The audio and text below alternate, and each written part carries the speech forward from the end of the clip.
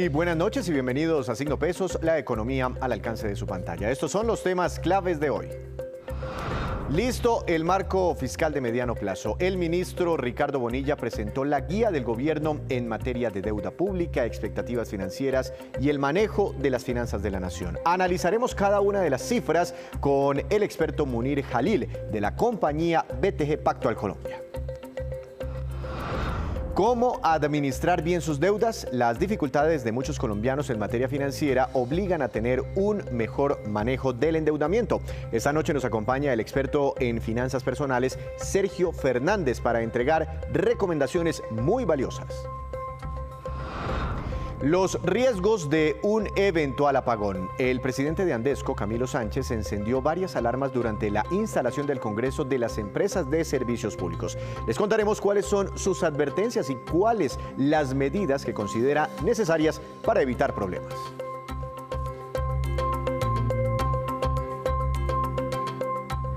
Arrancamos esta emisión de Signo Pesos con esta, que es la cifra económica del día. La verdad es un rango que va entre el 5% hasta el 5,25% y corresponde al rango de las tasas de interés de la Reserva Federal en Estados Unidos, las cuales quedarán inalteradas por ahora, según decidió hoy ese Banco Central. La decisión se adoptó tras 15 meses desde que comenzó la tendencia alcista en las tasas de interés. Durante ese tiempo, las tasas se elevaron en 10 oportunidades. De todas formas, no se descartaron nuevos reajustes hacia finales del año.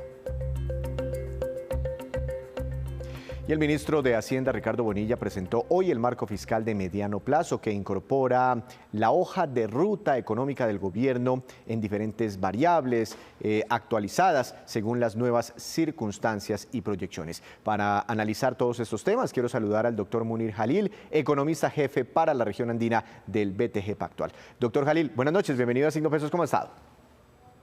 Buenas noches, Víctor. Muy bien, gracias. Antes de hablar del marco fiscal de mediano plazo, pues arrancamos con una de las noticias económicas más importantes a nivel global, la decisión de la Reserva Federal.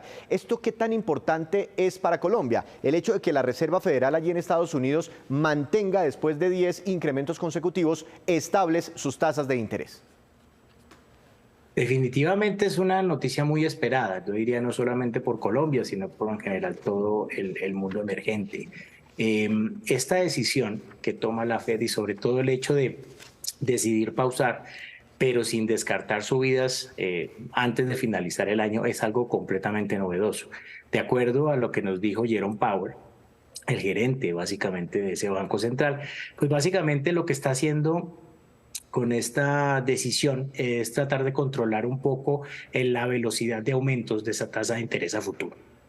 Entiendo, es decir que quedan abiertas entonces las puertas para nuevos incrementos por lo que resta de este año. Bueno, ahora sí hablemos de Colombia, del marco fiscal de mediano plazo de Colombia, doctor Jalil. ¿Qué cree usted que es lo más importante? ¿Cuál fue el mensaje más importante del gobierno nacional, más allá de todos esos números que nos presentaron hoy? En principio, lo que sucede con el marco fiscal, nos habían anticipado un incremento del déficit fiscal después de que por motivos de la caída del precio del petróleo se necesitaba que el déficit de este año fuera un poco más alto. Efectivamente, ese anuncio de un déficit del 4,3% fue lo que terminó haciendo el ministro de Hacienda. Nos muestra también que después de este año va a haber un deterioro un poco significativo de la deuda sobre PIB, pero retomaría una tendencia a la baja en los siguientes años para tratar de acercarse a lo que ellos llaman ese nivel de deuda aceptable que estaría del orden del 55%.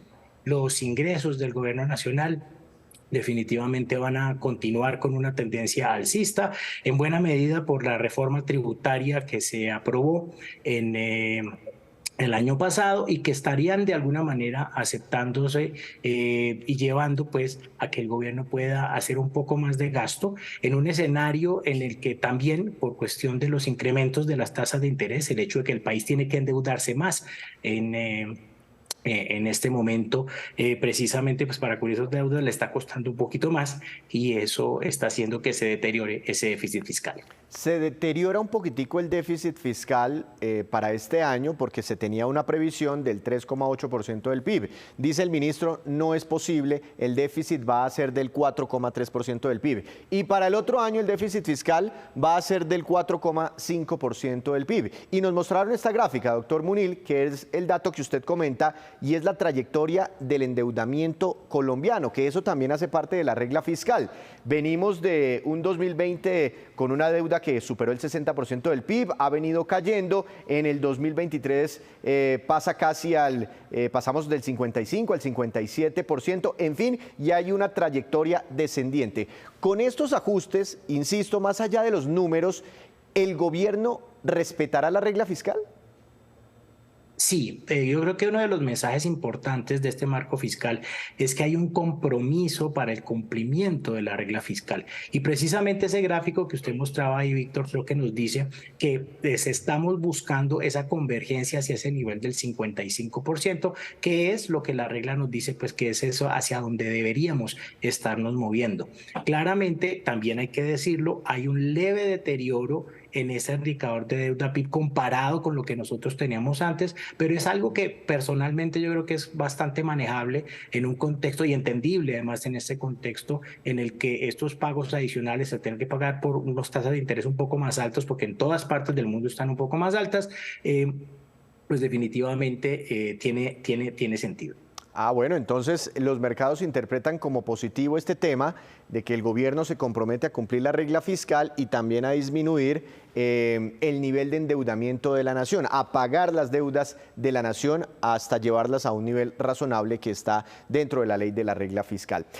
Ahora, antes de mirar todas estas proyecciones, me llamó mucho la atención esta gráfica que me están ponchando en este momento y tiene que ver con el déficit en el fondo de los combustibles, el famoso FEPEC.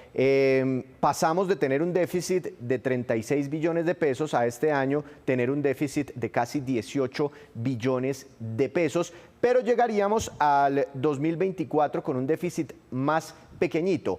¿Esto cómo lo ven ustedes desde los mercados? Ese compromiso real del gobierno nacional ajustando las finanzas públicas de nuestro país.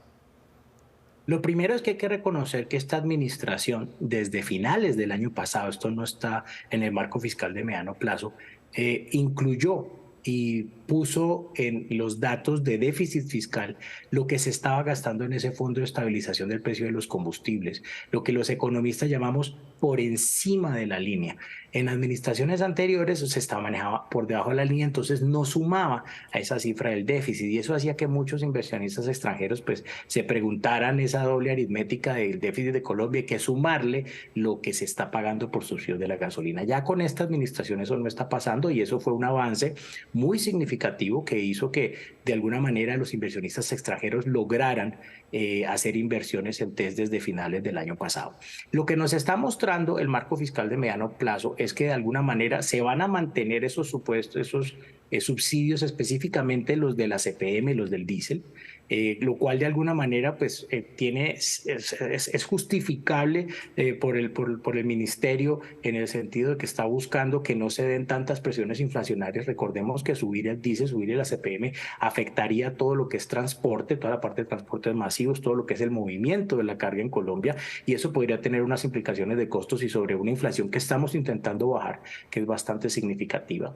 En ese sentido eso tiene sentido y lo bueno es que nos está mostrando una tendencia decreciente en ese mismo subsidio, ese rubro de los subsidios. Eso está significando que el gobierno va a futuro claramente a tomar decisiones para poder de alguna forma cerrar esa brecha. En el caso de la gasolina nos dijo que le quedaban por lo menos unos 5 meses más de incrementos a la gasolina para poder acercarse y ya llevarla hasta el precio internacional.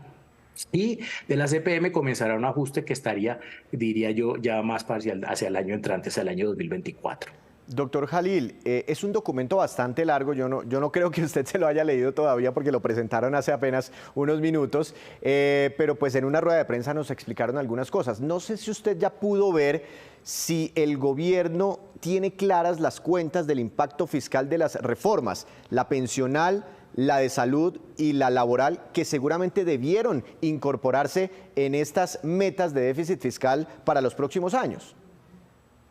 En principio, no se sabe, no tenemos que entrar al detalle del marco fiscal, pero la historia de los documentos de marco fiscal a mí me han enseñado es que en lo que corresponde a proyectos que todavía no están aprobados por el Congreso de la República, en las cuentas fiscales esos gastos, potenciales gastos, deudas contingentes que se puedan adquirir, no se incluyen, sino hasta el momento en que están aprobados. Entonces yo te diría, Víctor, que lo más probable es que vamos a tener seguramente en la siguiente actualización, que sería ya hacia finales de este año, dependiendo de qué proyectos están aprobados en ese momento, ahí sí podríamos entrar a ver algo de los impactos fiscales de esos proyectos. Por ahora, lo que sabemos y lo que conocemos de los impactos fiscales son los documentos que el Ministerio de Hacienda ha hecho públicos alrededor de esos temas, y además pues toda la discusión que ya, Víctor, aquí has tenido seguramente a muchos otros analistas en el caso, por ejemplo, de la reforma pensional, sobre ese pasivo contingente que estaría adquiriendo el país dependiendo de si son 3 salarios mínimos o 2 salarios mínimos. Ahí hay toda una pelea que todavía se mantiene. Doctor Jalil, finalmente este documento es muy amplio, tiene compromisos del gobierno nacional, pero también tiene nuevas proyecciones económicas. Vamos a intentar abordar las que más podamos. Empecemos por crecimiento económico. Para este año pasa la estimación de 1,3 a 1,8%. Para el otro año baja de 2,8 a 1,5%. Definitivamente no habrá recesión económica en Colombia. No, recesión económica en Colombia sería bastante complicado. Creo que está haciendo unos movimientos en la dirección correcta y definitivamente está tomando en lo que corresponde a crecimiento económico una posición bastante conservadora. Inflación. Antes el gobierno tenía un supuesto de 7,2%. Sube ese supuesto, esa proyección para este año al 9,2%. Seguiría siendo alta, ¿no?, la inflación en Colombia. Me parece que eso lo va a terminar bajando. Yo creo que más o menos ese dato que está utilizando el ministerio es muy similar a, por ejemplo, la encuesta de analistas del Banco de la República y al mismo pronóstico del Banco de la República para fin de año. Nosotros en BTG estamos manejando un pronóstico al fin de año de 8,2, un 1% menor que eso. Yo creo que los pronósticos van para el lado de lo que nosotros tenemos. La inflación está cayendo y está cayendo un poquito más rápido de lo que inicialmente podemos esperar. Dólar, lo que muchos colombianos quieren saber, estas son las estimaciones del gobierno nacional. Baja su proyección promedio para este año de 4.758 a 4.640 pesos, es decir, espera un dólar más barato. Y muchos se preguntan, bueno, ¿será que el gobierno es poco optimista teniendo en cuenta que ya el dólar hoy está por debajo de los 4.200 pesos? Es muy interesante ese pronóstico, yo creo que es bastante conservador. En nuestro caso particular, también estamos de la óptica de que pensar pues en disminuciones, estamos en una tendencia muy particular del comportamiento del dólar, que algo de eso debe revertirse, pero en nuestro caso particular el pronóstico de fin de año está en 4.380 pesos, lo que pondría el promedio por lo menos unos 150 pesos por debajo de lo que está manejando el ministerio. Yo supongo que lo que se está dando es espacio para tener margen de maniobra. Esa es más bien la estrategia del ministerio con esos supuestos. Doctor Jalil, le quiero hacer una última pregunta combinando como estas proyecciones sobre la cotización del petróleo. Baja fuertemente para este año su estimación, en parte por eso tienen que aumentar la meta de déficit fiscal para este año. También hay unas nuevas proyecciones sobre producción de petróleo, pero en fin, cuando usted mira el marco fiscal de mediano plazo, ¿el gobierno está incorporando los ingresos petroleros o eventualmente está dejando de contar con esos recursos pues, en medio de este debate de la no firma de nuevos contratos de hidrocarburos? No, para el gobierno nacional son supremamente importantes los ingresos petroleros. Claramente la caída del precio del petróleo significa que no van a ser de la magnitud de la que observamos el año pasado, que llegaron a representar un poco más del 20% de los ingresos totales. Pero en los cálculos que se hacen para el marco fiscal, esos ingresos estarían representando entre un 10 y un 15% del total del presupuesto. Entonces es todavía muy importante el aporte que hace tanto Ecopetrol como el resto de compañías vía regalías en todas las cuentas fiscales que maneja la nación. Bueno, doctor Jalil, muy interesantes estas explicaciones. Que tenga una feliz noche. Muchas gracias por estar aquí en Signo Pesos. Gracias, Víctor. Lo mismo para usted. Las cifras más globales de este marco fiscal de mediano plazo. Hacemos una breve pausa, pero cuando regresemos, espere cuánto bajó el dólar hoy en Colombia y cómo cerraron otros indicadores claves en nuestro país. Ya les contamos.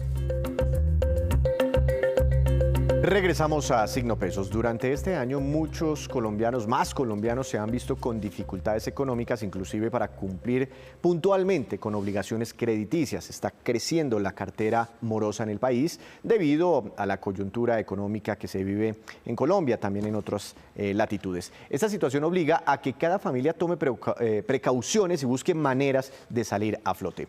Para ver cuáles son las recomendaciones de los expertos, quiero saludar a Sergio Fernández, especialista español y autor de varios libros relacionados con el manejo de las finanzas y la libertad financiera. Señor Fernández, buenas noches. Gracias por acompañarnos aquí en Signo Pesos. Buenas noches, Víctor. Encantado, un placer. ¿Por qué tiene uno la sensación de que el ser humano tiende a endeudarse, busca endeudamiento? No sé si eso sea malo, no sea tan malo o sea positivo. No, yo no creo que sea, Víctor, que el ser humano tenga costumbre a endeudarse. Creo que tiene una mala costumbre, que parece lo mismo, pero no es lo mismo, a endeudarse. Es decir, como consecuencia de la falta de cultura financiera, como consecuencia de que no sabemos nada sobre dinero, no sabemos que endeudarnos compromete nuestro futuro. Y yo sé que en ocasiones hay que hacerlo y sé que hay situaciones puntuales en las que no hay más remedio que hacerlo. Pero en muchas ocasiones lo hacemos de manera gratuita. Así que yo no sé si tenemos una costumbre, una tendencia natural, como una falta de conocimiento que nos lleva a tomar malas decisiones. En muchos de sus escritos usted habla de decirnos la verdad, de decirnos a nosotros mismos la verdad a la hora de pensar en obtener como una libertad financiera. ¿A qué se refiere? Creo que el principal problema, más de 30.000 personas han pasado por mi escuela en los últimos años y hay un problema que me di cuenta a base de tener conversaciones con las personas que se repetía constantemente. Personas, por cierto, en un porcentaje alto de Colombia, he de decir. Y había un problema que se repetía de manera frecuente y era que las personas no se contaban verdad sobre su dinero. Es decir, no se contaban verdad sobre cuánto ganaban realmente una vez habido pagado los impuestos, no se contaban realmente verdad de cuántos intereses pagaban sobre las deudas o el dinero prestado que habían pedido con anterioridad. No se cuentan verdad, ojo, está súper importante, Víctor, de lo que querían económicamente. Tú le dices a una persona, ¿pero tú qué quieres económicamente? Bueno, ganar un poquillo más, tapar unas deudas, unos agujeros que tengo por ahí de dinero que debo, pero no hay como una claridad, no hay como una cosa de decir, mire, yo quiero ser millonario, o yo quiero ganar no sé cuántos pesos, o yo quiero ganar no sé cuántos euros. Es como que no hay verdad. Y el problema es que cuando no hay verdad, esto pasa igual en el dinero, en la salud, en la pareja, en cualquier aspecto de la vida, cuando no hay verdad, lo que hay son problemas, sistemáticamente, siempre. Muchas personas no saben ni lo que ganan realmente al céntimo, ni lo que se gastan en vacaciones, ni en comida, ni el dinero que deben, y esto es súper importante, ni siquiera los intereses que van a pagar. Muchas personas no entienden, ya que hoy hablamos de deuda, de que no entienden que si tú pides, yo qué sé, 100.000 pesos o 100.000 euros, da igual, y te los dan a un 10%, por ejemplo, no es que tú vayas a pagar al final de la vida del préstamo 10% sobre 100.000, 10.000. Lo que vas a pagar al final de la vida del préstamo es muchísimo más. Y hay que tener coraje para mirarse al espejo y contarse verdad. A eso me refiero con lo de contarse verdad. Bueno, empecemos con recomendaciones. Una de ellas, dice usted, controlar primero las emociones que en sí mismo los gastos que hacemos. Hay algo claro y es que acabamos gastándonos el dinero de las emociones que no hemos procesado. Esto es tan verdad como que mañana el sol saldrá por el este. Cuando una persona está insatisfecha en su trabajo, ¿qué hace al salir de su trabajo? Se da un caprichito, come algo que no debe, se compra una prenda de ropa para sentir que se da una alegría. ¿Qué sucede cuando alguien no tiene buenas relaciones familiares o no se siente pleno? Que se acaba yendo de vacaciones aunque no se lo pueda pagar y termina comprando las vacaciones a préstamo. ¿Qué pasa cuando una persona no tiene la alegría de vivir consecuencia natural de saber que uno está en el sitio en el que tiene que estar? Que acaba gastando más de lo que debe para intentar llenar ese vacío. Con frecuencia yo suelo decir, Víctor, que nos acabamos comiendo, bebiendo y comprando las emociones. De nuevo sale otra vez la palabra sobre las que no nos hemos atrevido a contarnos verdad. Creo que hay que tener mucho coraje, de nuevo, para mirarse al espejo y decir, vale, estoy mal porque en mi trabajo no estoy bien, estoy mal porque no tengo una buena relación con mi pareja o porque me gustaría tenerla y no la tengo o por lo que sea. Y decir, vale, genial, eso es así, no lo voy a satisfacer comprando.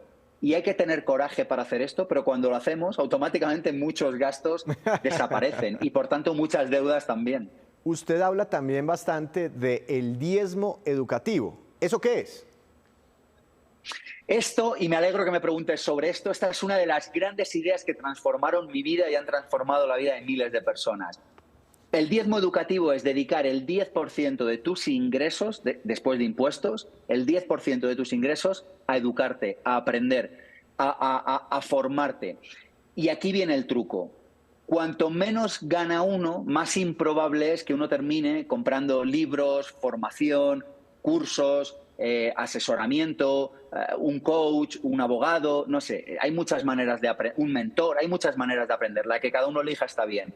Pero curiosamente, cuanto menos gane uno, más probable es que no acabe gastando ese dinero. Cuando, y aquí viene lo interesante, lo único que nos puede sacar del hoyo, lo único que nos puede hacer progresar en esta vida, lo único que nos puede permitir salir adelante es mejorar nuestras capacidades, estudiar. Pero no estoy hablando de educación formal, que me parece bien, no tengo nada en contra de eso. Estoy hablando de educación informal. Porque hay muchas personas que dicen, vale, educar, ya está, hice la carrera, 5 años, una carrera universitaria, un grado, tal, genial, 5 años ya estoy formado. No, no estoy hablando de eso, estoy hablando de estudiar cada día, cada mes de tu vida, cada año de tu vida. Eso es el diezmo educativo. Esto se entiende como una metáfora. Los países dedican un porcentaje, mucho menos del que deberían, por cierto, pero bueno, eso es otro tema, dedican un porcentaje de su Producto Interior Bruto a la educación. Pues bien, nosotros como personas tenemos que dedicar un porcentaje de lo que ganamos a la educación. Eso es el diezmo educativo y la idea es un 10%. Lógicamente, si uno gana mucho, igual no le hace falta un 10%. Y lógicamente, si uno gana muy poquito, igual le hace falta un poquito más del 10%. Se puede empezar con libros, porque hay muchas personas aquí que dicen, yo no gano suficiente, no me puedo apuntar a un libro. Curso. ¿Es suficiente? No hay que hacer un libro. Claro. Un libro es suficiente. Sí. Muy interesante esa recomendación, ¿no? Apartar una partecita del presupuesto para la educación, para crecer personalmente, y eso seguramente se ve reflejado después en una mejor situación financiera. Bueno, y para los que ya están endeudadísimos, ¿cuál es el efecto bola de nieve que usted recomienda? Esta es una idea que lo mismo ha sacado del agujero a cantidad de personas. El efecto bola de nieve consiste en lo siguiente, dedica un 10%, nosotros el sistema que proponemos en IPP, el sistema que propongo yo en mis libros, es uno que va por dividir por porcentajes lo que ganas. Hay varios porcentajes, hoy no vamos a entrar en todos, pero ya hemos visto dos casi sin querer. Uno, que es el diezmo educativo, dedica el 10% a educación y otro el 10% a ahorrar. Cuando uno ahorra el 10%, ¿qué es lo que tiene que hacer? Empezar a sumar ese 10% a las deudas que tiene, es decir, pagar la cuota de las deudas que tiene y añadir un 10% más. Y tú dirás, ¿y ese 10% a dónde lo mando? La respuesta es a la deuda que tenga una mayor tasa de interés. Entonces, eso que hará que esa deuda, antes o después, más pronto que tarde, acabe desapareciendo. Y muchas personas lo que tienen son más deudas. Entonces, ¿qué hacemos? A la segunda deuda que tenga un mayor tipo de interés, la tarjeta de crédito, el préstamo de la casa, lo que sea, le sumamos ese 10% más el dinero que antes pagábamos de esa cuota que tiene el mayor tasa de interés, ahora lo ponemos todo a la segunda deuda. No sé si me estoy explicando, sí, Víctor, de manera que cada vez va más rápido. Y aquí hay una idea que quiero resaltar y es, tenemos que entender que hay un sistema que está trucado y diseñado para que las personas tengan deuda mala. Deuda mala es la que pagamos con nuestro trabajo. Deberíamos saber que de la misma manera que hay cosas que damos por hechas y decimos, oye, matar está mal, es evidente, robar está mal, es evidente, creo que hay una cosa que deberíamos integrar en nuestra cultura financiera y en nuestra cultura como seres humanos y es endeudarse y pagar intereses por cosas que vamos a tener que pagar en el futuro, eso está mal. Igual que está mal robar, igual que está mal matar y todo el mundo lo sabe. Y creo que tener esto claro nos ayudaría a no tener que aplicar el efecto bola de nieve porque, en primer lugar, no nos endeudaríamos. Esto tiene excepciones para montar empresas, para montar un negocio, para pagarse solo en muy contadas ocasiones de educación, muy contadas, pero podría haber una excepción ahí. Y no sé, o temas de salud. Es que no se me ocurren más razones por las que una persona pudiera endeudarse. Y cuando ya está hecho, pues ¿cuál es la manera de solucionarlo? Pues este truco que llamamos el efecto bola de nieve. Bueno, no, nos podríamos quedar aquí quedarnos hablando con usted toda la noche recibiendo recomendaciones. Muchas gracias por su tiempo. Tengo entendido que tiene como una actividad, unas charlas o un seminario esta semana aquí en Colombia. ¿En dónde será? Pues vamos a estar viernes por la tarde hablando de abundancia en el Hilton de Bogotá, es decir, dentro de 2 días, viernes por la tarde, Hilton Bogotá, y luego vamos a estar el sábado y el domingo en el Hilton de la carrera 7 de Bogotá también. Vamos a estar haciendo un seminario llamado Vivir con Dinero. Vivir con Dinero, Sergio Fernández, en internet están todos los detalles. Primera vez que lo hago en Colombia, feliz, encantado, más de 400 personas ya están apuntadas. Y vamos a tener una extraordinaria experiencia este fin de semana. De hecho, estoy deseando. De pronto nos vemos por allá, Sergio. Muchas gracias. Feliz noche. Gracias por compartirnos esas experiencias aquí en Signo Pesos. Será un placer. Gracias a ti, Víctor, por esta oportunidad. Un abrazo. El efecto bola de nieve para que ustedes lo tengan muy en cuenta. Hacemos otra breve pausa, pero ya les contaremos por qué los comerciantes colombianos no han podido llenar parte de sus vacantes, inclusive con altas tasas de desempleo. Ya volvemos.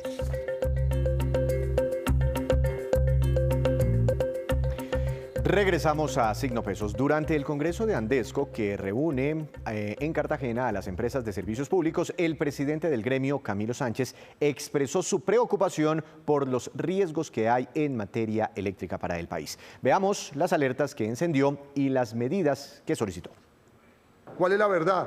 Si no hacemos las cosas bien, vamos a tener un apagón. No queremos un apagón. El apagón pasado costó 2,5 puntos del PIB. Y necesitamos hoy, por eso con la ministra le hemos dicho, hay que empezar a usar responsablemente los servicios, hay que pedirle a la gente que no desperdicie la energía y el gas, hay que tener hoy por hoy las reservas de gas para poder tener las termos disponibles en el momento que corresponde, porque si no tenemos las termos, muy seguramente vamos a tener un apagón.